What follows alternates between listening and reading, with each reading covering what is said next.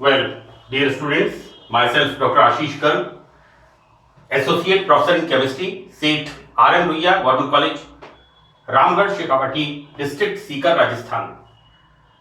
बच्चों, BSc part first में first paper inorganic chemistry, इसमें हमने स्टार्ट किया हुआ है यूनिट कोवेलेंट बॉन्ड्स, सह संयोजक बंध। ये बच्चों इसका फोर्थ पार्ट है और मैंने थर्ड पार्ट में डायपोल मोमेंट के बारे में और डायपोल मोमेंट के एप्लीकेशंस के बारे में बताया था। डायपोल मोमेंट के अनुप्रयोग, राइट, इसमें मैंने आपको एप्लीकेशंस ऑफ डायपोल मोमेंट में पहला पॉइंट आपको बताया था परसेंटेज आयनिक कैरेक्टर ज्ञात करना, अर्थात सहसंयोजक यौगिकों में कितना परसेंट आयनिक कैरेक्टर है और उसमें हमने बच्चों हाइड्रोफ्लोरिक एसिड में 44 point something, approx exact value मुझे याद नहीं है, 44% के अराउंड आयनिक कैरेक्टर उसमें होते हैं, इसको हमने देखा था। सेकंड पॉइंट बच्चों, this is the C point. मैंने ए पॉइंट में आपको बताया था कोवेलेंट कंपाउंड्स में परसेंटेज आयनिक कैरेक्टर ज्ञात करना, राइट। सेकंड पॉइंट में बच्चों हमने स्टार्ट किया था ज्योमेट्री ऑफ द मॉलिक्यूल्स, अणुओं की ज्यामिति हम डायपोल मोमेंट से किस तरह से ज्ञात कर सकते हैं। बच्चों, मैंने अणुओं की ज्यामिति ये कंटिन्यू कर रहा हूं मैं, राइट। यहां पर डायपोल मोमेंट के अनुप्रयोग और सेकंड पॉइंट जो था, this is the second point.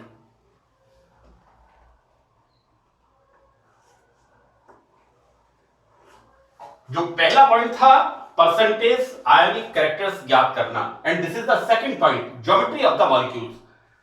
बच्चों, ज्योमेट्री ऑफ द मॉलिक्यूल्स में मैंने ए पॉइंट पार्ट थर्ड के अंदर, right, geometry of the symmetrical molecules, सममित अणुओं की ज्यामिति हम किस प्रकार पता करते हैं। दूसरा हमने पता किया था symmetry of geometry of asymmetrical molecules, असममित अणुओं की ज्यामिति के बारे में कि डायपोल मोमेंट किस प्रकार से हमें बताता है कि जो मॉलिक्यूल्स अनसिमेट्रिकल होते हैं उनकी ज्योमेट्री हम किस तरह से ज्ञात करते हैं, ज्यामिति। बच्चों, this is the third point. यहां पर द्विध्रुव आघूर्ण डायपोल मोमेंट के माध्यम से हम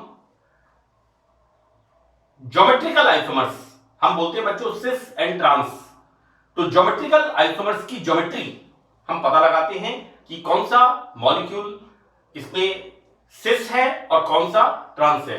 बच्चों, दिस इज द एग्जांपल। ये एक एग्जांपल है, इसके अंदर मैंने इसके ऊपर चार्ज नहीं लिखा है, this is the complex compound, right. यहां पर लाइक दिस,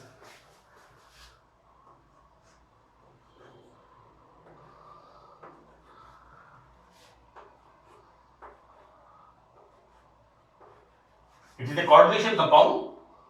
यहां पर प्लेटिनम मेटल 4 लिगेंड से 2 chlorido, again I am telling you one thing, chloride नहीं होता है, क्लोरो नहीं होता है, ये पास्ट हो गया। अभी जो प्रेजेंट मैंने बीएससी पार्ट सेकंड के अंदर कोऑर्डिनेशन केमिस्ट्री में नोमेनक्लेचर डाला है, उसके अंदर एग्जैक्टली जो न्यू पैटर्न है आईयूपीएससी का उसको यूज किया है, क्लोराइड का हो गया है क्लोराइडो। यहां पर प्लेटिनम मेटल को 2 क्लोरीन, जिसे हम कहते हैं क्लोराइडो, और यहां पर 2 एमीन अमोनिया लिगेंड्स ने घेरा हुआ है। और हम यहां पर इसके ऊपर बच्चों मैंने ओवरऑल चार्ज नहीं दिया है ना, मैंने इसको एग्जैक्टली बिल्कुल चार्ज नहीं दिया है क्योंकि हमारा यहां उद्देश्य द्विध्रुव आघूर्ण के माध्यम से ज्यामितीय समावगियों की ज्योमेट्री का पता करना है, ज्यामिति का पता करना है। बच्चों, होता क्या है, यहां पर एक कंपाउंड ये वाला, यहां पर 2 क्लोराइड, ये एक दूसरे के डायपोल मोमेंट को समाप्त कर देते हैं, निरस्त कर देते हैं। और यहां पर होता क्या है, ट्रांस के अंदर सी इस तरह से डायपोल मोमेंट 0, जैसे मैंने आपको कार्बन डाइऑक्साइड में बताया कि लीनियर स्ट्रक्चर होता है, so this is the trans. इसके अंदर हम क्या देखते हैं कि आइसोमर जिसका कि डाइपोल मोमेंट होता है तो वो ऑब्वियसली कैसा होगा, this is the cis isomer. और मैंने यहां पर लिखा है इस रूप में कुछ डाइपोल मोमेंट होता है, it must have some dipole moment, right. तो इस तरह से हम पता लगा सकते हैं डाइपोल मोमेंट के माध्यम से कि कौन सा आइसोमर ट्रांस होगा और कौन सा आइसोमर सिस होगा, right. Now in the next point, D point. बच्चों पहला पॉइंट था हमारा इसके अंदर ज्योमेट्री ऑफ सिमेट्रिकल मॉलिक्यूल्स, सममित अणुओं की ज्यामिति ज्ञात करना, A. B geometry of asymmetrical molecules, असममित अणुओं की ज्यामिति ज्ञात करना। नाउ सी यहां पर बच्चों हमारा क्या है, सिस एंड ट्रांस आइसोमर्स। जैसा मैंने आपको बताया हम डाइपोल मोमेंट के माध्यम से इस बात को कंफर्म कर सकते हैं कि ये एक्स कंपाउंड ट्रांस होगा और वाई कंपाउंड सिस होगा। मैंने यहां इसको बताया है रेड चॉक से, आप बिल्कुल क्लियर इसको, and this is the example. मैं एक बार फिर रिपीट कर दूं, इसके अंदर ये बच्चों क्या है, कोऑर्डिनेशन कंपाउंड्स है ना, और कोऑर्डिनेशन कंपाउंड में क्या है, दीज आर द लिगेंड्स। इनका आईयूपीएसी नाम क्या है, chlorido, this is the amine, chlorine से क्लोराइड से क्लोराइडो। और यहां पर क्लोराइड पर चार्ज कितना होता है, -1, this is the neutral ligand. ये कोऑर्डिनेशन नोमेनक्लेचर आप लोगों ने 12th क्लास में पढ़ा है, राइट, ये आपको आना चाहिए। फिर भी मैं आपको बता रहा हूं यहां पर Cl- chloride ligand, so this is the क्लोराइडो, while NH3 is the amine, right, this is the neutral ligand. तो बच्चों यहां पर मेटल की ऑक्सीडेशन स्टेट +2, मैंने इसके ऊपर कोई चार्ज लिखा नहीं है, सिर्फ मैंने यहां पर आपको यह समझाया है ये दोनों स्क्वायर प्लेनर स्ट्रक्चर इसका होता है। इस स्ट्रक्चर को बता के, आपको बता करके, समझा करके मैंने इस बात को समझाने की कोशिश की है कि हम डाइपोल मोमेंट से किस प्रकार इन आइसोमर्स की ज्योमेट्री को पता लगा सकते हैं। नाउ बच्चों second, next fourth, second part का फोर्थ एप्लीकेशन। यहां पर हम देखते क्या है कि बेंजीन के बच्चों एक्स के रिस्पेक्ट में S x, this is ortho, यहां पर this is ortho Meta, and यहां पर बच्चों पैरा डाई सब्स्टिट्यूटेड बेंजीन। बच्चों यहां पर है कि डाई सब्स्टिट्यूटेड बेंजीन में ऑर्थो मेटा और पैरा आइसोमर्स में विभेद करना, डिफरेंशिएट हम किस प्रकार करेंगे। हम क्या देखते हैं यहां पर बच्चों कि यहां पर पैरा आइसोमर में दोनों सब्स्टिट्यूएंट्स, जैसा कि बिल्कुल स्पष्ट है चित्र से, ये एक दूसरे के अपोजिट होते हैं। ऐसी स्थिति में इसका डाइपोल मोमेंट 0।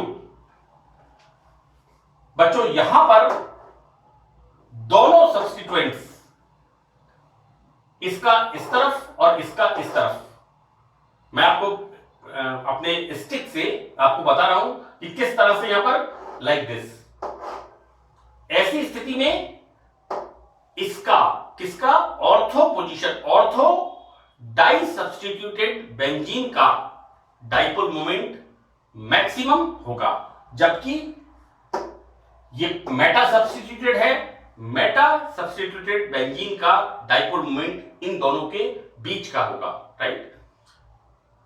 मैं आपको एक बात बता दूं बच्चों कि यहां पर इसका 0, इसका मैक्सिमम, ऑर्थो का मैक्सिमम और मेटा का, ऑर्थो और पैरा डाइपोल मोमेंट का मान मध्यम मान होता है, बीच का मान होता है।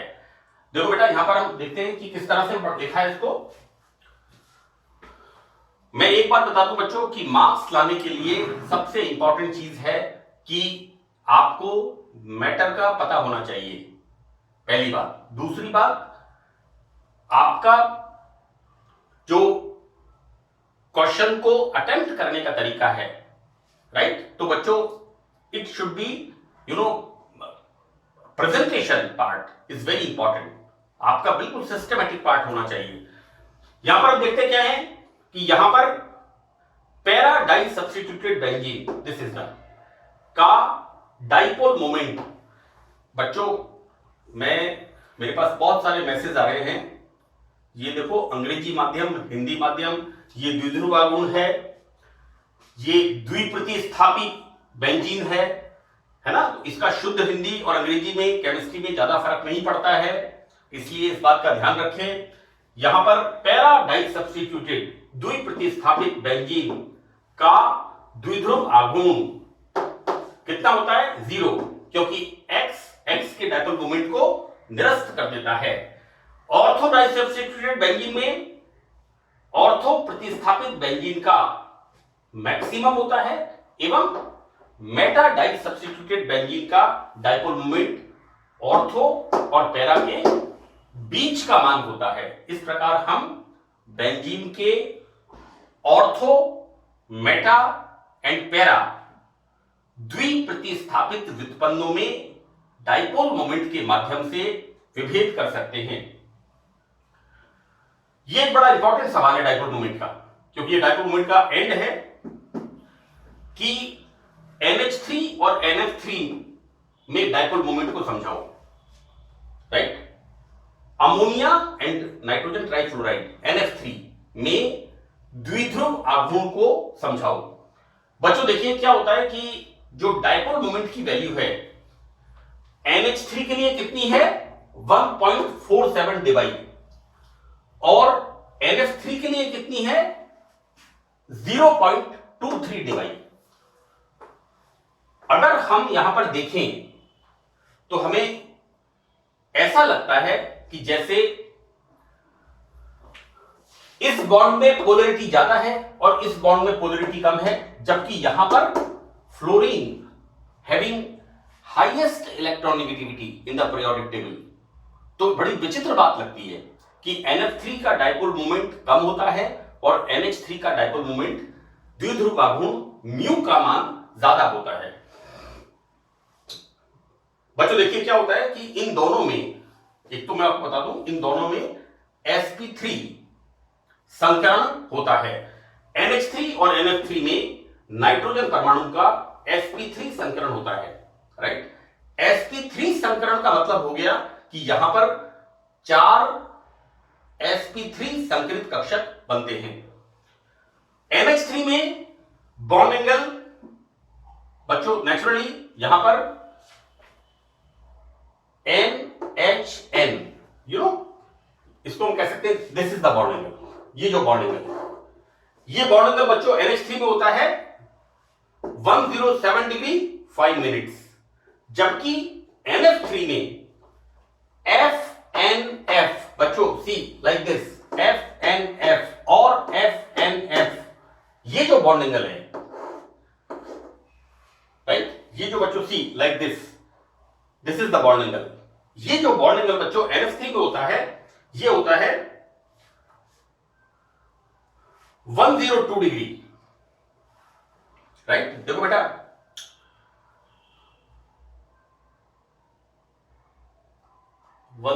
डिग्री, हाँ ठीक है, बिल्कुल ठीक है। तो होता है, तो बच्चों होता क्या है यहां पर, मैं आपको बेसिकली सोच रहा था कि this is the example of valence shell electron pair repulsion theory, VSEPR theory.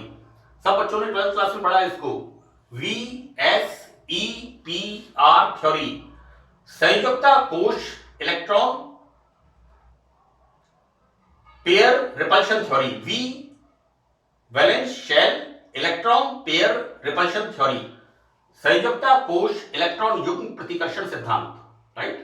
कि किस प्रकार केंद्रीय परमाणु पर,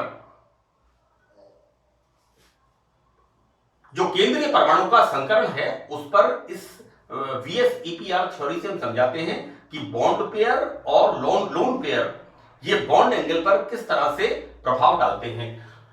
तो बच्चों यहां पर हम देखते क्या है कि NH3 का बॉन्ड एंगल होता है 102 डिग्री एंड 5 मिनट्स। बच्चों संकरण कौन सा है? sp3। तो sp3 संकरण का मतलब यहां पर क्या होगा? Tetrahedral structure, right. लेकिन यहां पर बॉन्ड एंगल कितना है, NH3 में 107 और NH3 में 102। सी मैं आपको इट्स इंटरेस्टिंग, मैं अभी ये देखो बेटा क्या होता है कि यहां पर ये जो बॉन्ड पेयर होता है, ये बॉन्ड पेयर नाइट्रोजन के पास होता है, क्योंकि यहां पर नाइट्रोजन की बच्चों this is the bond pair and this is the lone pair, right. तो यहां पर क्या होगा NH3 में बॉन्ड पेयर रिपल्शन ज्यादा होगा, इसलिए बच्चों यहां पर बॉन्ड एंगल कितना है 107.5 डिग्री, करेक्ट। इस जगह पर क्या हो रहा है, this is the bond pair, ये बॉन्ड पेयर क्या होगा फ्लोरीन की पास, तो क्या होगा ये जो लोन पेयर है इसका रिपल्शन ज्यादा होगा, इसलिए NH3 में बच्चों मैं फिर रिपीट कर रहा हूं, NH3 में नाइट्रोजन फ्लोरीन ये जो बॉन्ड पेयर है ना, ये फ्लोरीन की तरफ अधिक विद्युत ऋणता होने के कारण ज्यादा विस्थापित होता है। ऐसी स्थिति में बच्चों यहां पर ये लोन पेयर ऑफ इलेक्ट्रॉन जो कि sp3 संकरित कक्षकों में होता है, ये बच्चों इस बॉन्ड पेयर को नीचे की तरफ, क्योंकि ये डिस्टेंस ज्यादा हो जाता है इनके बीच का, यहां पर क्या होता है ये पास होते हैं, तो बच्चों इन पर इसका प्रतिकर्षण का प्रभाव कम होता है, इसलिए यहां पर बॉन्ड एंगल कम हो जाता है। आपके सिलेबस में शायद VSEPR थ्योरी है, इसके एग्जांपल्स हैं, मैं उनको बताऊंगा। वैसे मैं बता दूं आपको बच्चों, VSEPR थ्योरी आपने valence shell electron pair repulsion सिद्धांत इसको आपने 12th क्लास में पढ़ा है। तो बच्चों यहां पर NH3 के डाइपोल मोमेंट का मान होता है 1.47 डिवाई सी, जबकि NF3 में डाइपोल मोमेंट किसका 0.23 डिवाई। तो बच्चों यहां पर विद्युत ऋणता में अंतर के आधार पर NF बंध आघूर्ण NH बंध आघूर्ण से अधिक होना चाहिए। तो इट्स वेरी क्लियर, यहां तो हो उल्टा रहा है, NH3 का डाइपोल मोमेंट कम होता है और NH3 का डाइपोल मोमेंट ज्यादा होता है, लेकिन यहां पर अगर हम इलेक्ट्रॉन नेगेटिविटी की बात करें तो यहां पर फ्लोरीन की इलेक्ट्रॉन नेगेटिविटी इतनी ज्यादा है कि NH3 का डाइपोल मोमेंट ज्यादा होना चाहिए। अब हम इसको किस तरह समझते हैं बच्चों, इसे हम निम्न प्रकार समझा सकते हैं। ये मैंने बनाया बच्चों, यहां पर this is the sigma bond and sigma bond, ये मैंने आपको बनाया बच्चों, इसके अंदर sp3 संकरित कक्षक नाइट्रोजन के, नाइट्रोजन में एक sp3 संकरित कक्षक में दोनों के अंदर क्या होता है लोन पेयर ऑफ इलेक्ट्रॉन, युग्म इलेक्ट्रॉन Lp, मैं बार बार Bp Lp की बात कर रहा हूं, यहां पर लोन पेयर ऑफ इलेक्ट्रॉन। बच्चों इसकी डायरेक्शन मैंने ऊपर दिखा रखी है, क्योंकि संकरित कक्षक दिशात्मक होते हैं, डायरेक्शनल, बिल्कुल चीज क्लियर है कि दिशात्मक कक्षक बनते हैं संकरण के बाद। यहां क्या होता है बच्चों कि नाइट्रोजन की इलेक्ट्रॉन नेगेटिविटी हाइड्रोजन से ज्यादा होती है, तो इस बॉन्ड पेयर को ये इधर अट्रैक्ट करेगा और इस लोन पेयर का डायरेक्शन किधर है इस तरफ। तो यहां पर ये जो कक्षक जिसपे लोन पेयर होता है और ये जो बॉन्ड पेयर होते हैं, ये फोर्सेस एक दिशा में काम करते हैं, इसलिए NH3 का डाइपोल मोमेंट 1.47 डिवाई है ना, 1.47 डिवाई होता है।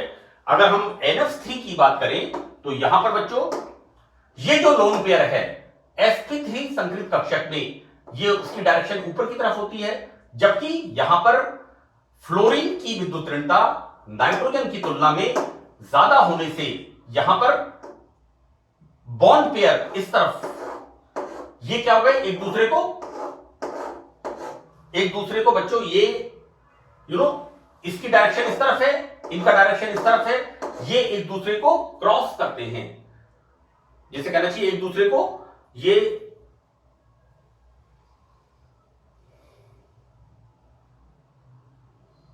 एक दूसरे की विपरीत दिशा में काम करते हैं, है ना। अब देखो बेटा यहां पर NH3 में non bonding electron pair sp3 संकरित कक्षकों में होने के कारण इनका आवेश ऊपर की तरफ होता है। अब चूंकि NH बंध आघूर्ण में NH बंध आघूर्ण उसी दिशा में होता है, अतः परिणामी द्विध्रुव आघूर्ण रिजल्टेंट डाइपोल मोमेंट अधिक हो जाता है, that is 1.47 divide, right. NF3 में NF बंध आघूर्ण ऊपर दर्शाए अनुसार नॉन बॉन्डिंग इलेक्ट्रॉन युग्म कक्षक के आघूर्ण के विपरीत दिशा में, बच्चों ये इस डायरेक्शन में और ये वाला इस डायरेक्शन में, विपरीत दिशा में होता है, जिससे रिजल्टेंट डाइपोल मोमेंट कम हो जाता है। तो ये बहुत it's a very very important question, परीक्षा में ये करीब 1.5 नंबर का सवाल आता है, 1.5 की एक्सप्लेन कर, बहुत सिंपल सवाल है, क्योंकि नाइट्रोजन परमाणु NH3 और NF3 दोनों के अंदर sp3 हाइब्रिडाइज्ड स्टेट में होता है। Now we start a very important topic of the covalent compounds, resonance, right.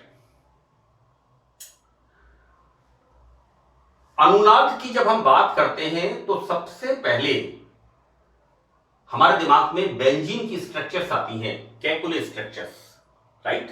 और हम अनुनाद को किस तरह से समझते हैं कि जब किसी यौगिक के या अणु के समस्त गुणों को हम किसी एक स्ट्रक्चर से नहीं समझा पाते हैं, तो जो अलग अलग स्ट्रक्चर्स बनते हैं उन्हें हम कहते हैं अनुनादी संरचनाएं। मैं यहां पर बच्चों एक एग्जांपल आपको देता हूं कि रेजोनेंस की जब हम बात करते हैं, वैसे मैंने resonance BSc part first arenes and aromaticity में बेंजीन में एक्सप्लेन किया है, रेजोनेंस एनर्जी भी वहां बताई है मैंने, रेजोनेंस वहां पर डेफिनेशन वगैरह ये सेम पार्ट है, ऑलमोस्ट काफी कोरिलेटेड है। वहां पर हमने सिर्फ एरोमेटिक कंपाउंड बेंजीन का एक्सप्लेन किया है, लेकिन यहां पर हम कुछ करीब कम से कम 8-10 एग्जांपल्स हम लेंगे कोवेलेंट कंपाउंड्स के, जिनके अंदर हम रेजोनेंस एक्सप्लेन करेंगे, राइट। बेसिकली क्या होता है कि जो रेजोनेंस की हम बात करते हैं, सपोज करिए कि एक थीफ, ठग, राइट, वो किसी भी शहर में, हम कॉमनली बात करें रेलवे स्टेशन, प्लेटफॉर्म, किसी कॉलेज के बाहर, 3 जगह पर अलग अलग तरह के रूप बना करके, भेष धरना कहते हैं, कभी मौलवी का भेष बना लिया, कभी किसी पादरी का भेष बना लिया, कभी किसी भिखारी का भेष बना लिया, यानी यहां पर अलग अलग भेष बना करके वो क्या काम करता है, उसका कैरेक्टर क्या है, उसका काम है चीट करना, ठगी करना। लेकिन जो उसका एक्चुअल स्ट्रक्चर होता है, हमारे पास हम जब इनफैक्ट डाटा कलेक्ट करते हैं कि साहब रेलवे स्टेशन पर एक इंसिडेंट हुआ और उसको एक भिखारी ने किया। नंबर 2, बस स्टैंड के ऊपर एक इंसिडेंट उसी तरह का हुआ, लेकिन वहां पर एक क्रिश्चियन पादरी था। मैं एक बच्चों, मेरा कोई किसी रिलीजन से कोई रिलेशन नहीं है, मैं केमिस्ट्री को आपको एक्सप्लेन करने की कोशिश कर रहा हूं। तीसरी जगह पर एक कोई ब्राह्मण का भेष बना करके, जैसे कहते हैं संत का भेष बना करके, उसने वहां पर वो काम किया, लेकिन द एक्चुअल फिगर जो था, क्योंकि 3 जगह पर वो चीज पता लग रही है कि इस तरह का जो क्राइम है 3 जगह पर हुआ है ठगी का, लेकिन जो एक्चुअल स्ट्रक्चर है, राइट। तो बच्चों यहां पर मैं जो बताना चाह रहा हूं कि रेजोनेंस से मतलब यहां पर यह है कि जब हम किसी यौगिक के गुणों को उसकी एक संरचना से एक्सप्लेन नहीं कर सकते, राइट। तो यहां पर एक संरचना से हम उसके एक्सप्लेन नहीं कर सकते हैं, और यहां पर 2, 3, 4 अलग अलग स्ट्रक्चर से हम उसकी प्रॉपर्टी को जब एक्सप्लेन करते हैं बच्चों, राइट, तो यहां पर इन संरचनाओं को हम कहते हैं रेजोनेटिंग स्ट्रक्चर्स, राइट। और ये तीनों स्ट्रक्चर्स या 4 स्ट्रक्चर्स, राइट, जो बेसिक चीज है उसको हम कहते हैं कि ही इज द मैन, जिसने एक पादरी का भेष बनाया, एक मौलवी का भेष बनाया, एक पंडित का बनाया, एक बैगर का बनाया, और जिसने इस काम को, इस क्रिया को, इस प्रॉपर्टी को अंजाम दिया। तो बच्चों इस चारों का जो एक कॉमन होता है that is the resonance hybrid. मैं आपको बताऊं यहां पर बच्चों, it's a very interesting example. ये एग्जांपल मैं जब पढ़ता था तो मेरे टीचर दिया करते थे कि हम जब किसी यौगिक के गुणों को उसकी एक संरचना से स्पष्ट नहीं करके 2, 3, 4 संरचनाओं से समझाते हैं तो इनको हम कहते हैं रेगुलेटिंग स्ट्रक्चर्स। और इन चारों संरचनाओं को मिलाकर के जो एक संरचना हम बताते हैं उसे हम कहते हैं रेजोनेंस हाइब्रिड, अनुनाद संकर। मैंने वही एग्जांपल आपको दिया है and it's a very interesting. मैंने कई जगह इसको अप्लाई करता हूं तो देखता हूं बिल्कुल उसी तरह की चीज। यहां पर देखिए, जब किसी अणु को किसी एक संरचना के द्वारा पूर्णतः नहीं समझाया जा सकता है परंतु उसके विशिष्ट गुण उसकी 2 या अधिक संरचनाओं द्वारा समझाए जा सकते हैं तो बच्चों अणु इन संरचनाओं का अनुनाद संकर कहलाता है, राइट। और अनुनाद के फलस्वरूप अणु की ऊर्जा किसी भी अनुनादी रूप की ऊर्जा से कम हो जाती है जिसके कारण अणु का स्थायित्व व बद्ध ऊर्जा बढ़ जाती है। जो मैंने आपको एग्जांपल दिया है वहां पर क्या हो रहा है, एक जगह इंसिडेंट हुआ, दूसरी जगह हुआ, तीसरी जगह हुआ, चौथी जगह हुआ, तो उसकी जो प्रॉपर्टी है उसकी स्टेबिलिटी बढ़ गई। तो मॉलिक्यूल का स्टेबल, यहां पर क्या होता है रेजोनेंस, इसमें क्या होता है यहां पर कि मॉलिक्यूल की स्टेबिलिटी और बॉन्ड एनर्जी यहां पर बढ़ जाती है। इस प्रकार अनुनाद अणु को अतिरिक्त स्थायित्व प्रदान करता है, राइट। सपोज मैं एक काम 4 जगह पे करता हूं, राइट। यहां पर रेजोनेंस क्या कर रहा है, मेरा जो भी नेगेटिव और पॉजिटिव जो भी मैं काम कर रहा हूं वो एक जगह करूंगा, दूसरी जगह करूंगा, तीसरी जगह करूंगा, राइट। तो स्टेबिलिटी ऑफ माय प्रॉपर्टी, मेरा जो रिएक्टिंग मेरी जो रिएक्शन है वो नेगेटिव है या पॉजिटिव है, जैसे मैं चीटिंग की बात कर रहा हूं तो बच्चों आइदर नेगेटिव और पॉजिटिव, तो मेरी जो प्रॉपर्टी है वो उसको स्थायित्व प्रदान करता है। यहां पर बच्चों अनुनाद अणु को अतिरिक्त स्थायित्व प्रदान करता है। वास्तव में अनुनादी संरचनाओं का कोई अस्तित्व नहीं होता, राइट।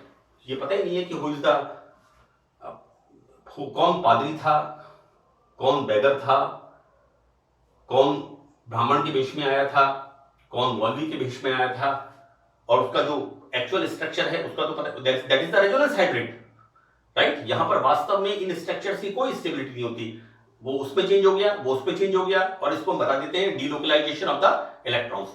बच्चों मैंने यहां पर एक interesting example, this is the carbonate ion, है ना, कैल्शियम कार्बोनेट। सबसे पहले बता दूं, कैल्शियम पे +2, कार्बोनेट पे 2-। इसके स्ट्रक्चर को हम किस तरह से बताते हैं, इस तरह से। यहां पर बच्चों कार्बन से एक ऑक्सीजन डबल बॉन्ड से जुड़ा हुआ है और 2 ऑक्सीजन, बच्चों एक ऑक्सीजन के ऊपर 2 लोन पेयर ऑफ इलेक्ट्रॉन्स। यहां पर क्या है, 2 ऑक्सीजन के ऊपर नेगेटिव चार्ज, तो यहां पर बच्चों 1 2 3 1 2 3 लोन पेयर ऑफ इलेक्ट्रॉन, किस पर, नेगेटिव ऑक्सीजन पर। हम जब रेजोनेंस में विस्थानीकरण डीलोकलाइजेशन समझाते हैं तो देखो बेटा इसमें क्या करना है आपको, नेक्स्ट स्ट्रक्चर लिखते समय ये डबल बॉन्ड इधर कर दीजिए, उसके बाद ये दोनों ऑक्सीजन नेगेटिव, उसके बाद बच्चों इधर आ गया, इस डबल बॉन्ड को आप इधर कर दीजिए, राइट। यहां पर ये दोनों ऑक्सीजन नेगेटिव, राइट। यहां पर क्या होता है, बॉन्ड का डीलोकलाइजेशन होता है, चार्ज का डीलोकलाइजेशन होता है, लेकिन अणु की जो अणु का जो फॉर्मूला है वो ही रहता है, राइट। ये रेजोनेंस का एक बड़ा इंपॉर्टेंट कैरेक्टर है। इस तरह से बच्चों हम कार्बोनेट आयन, ये आपका 12th क्लास में 11th क्लास में ये स्ट्रक्चर्स आपके पढ़े हुए हैं, तो this is the example of resonance. बच्चों नेक्स्ट पार्ट में, इन द 5th पार्ट, हम रेजोनेंस के बारे में और डिटेल में अध्ययन करेंगे। मैं ये जो कोवेलेंट बॉन्ड है इसमें मैंने सबसे पहले डायपोल मोमेंट पढ़ाया, उसके बाद मैं आपको रेजोनेंस पढ़ा रहा हूं क्योंकि सहसंयोजक बंध में द्विध्रुव आघूर्ण डायपोल मोमेंट एवं अनुनाद रेजोनेंस, इसका बड़ा इंपॉर्टेंट रोल है। तो बच्चों that's all in this lecture. Thank you.